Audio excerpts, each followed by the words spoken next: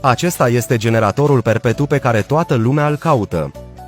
În caz de război sau dezastre naturale, este un obiect de mare valoare. Partea frontală este echipată cu o lanternă puternică, cu o rază de acțiune de câțiva kilometri. Odată ce antena este extinsă, poți primi cele mai recente știri și alerte, inclusiv știri internaționale. Când ești plictisit, poți introduce un card de memorie sau un stick USB, sau chiar să te conectezi prin Bluetooth la telefon pentru a asculta muzică. Chiar și în situații de lipsă de apă și electricitate, poate funcționa ca un powerbank pentru a încărca telefonul, fiind dotat cu o baterie litiu de mare capacitate. Proiectat cu panouri solare, se încarcă automat în timpul zilei, când este expus la lumină. Chiar și în adăposturi antiaeriene nu trebuie să-ți faci griji, pentru că poate fi încărcat și prin conectare la priză sau prin manivelă.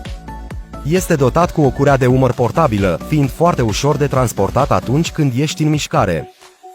Este un obiect esențial atât acasă, cât și în aer liber, fiind de un real ajutor în momentele critice.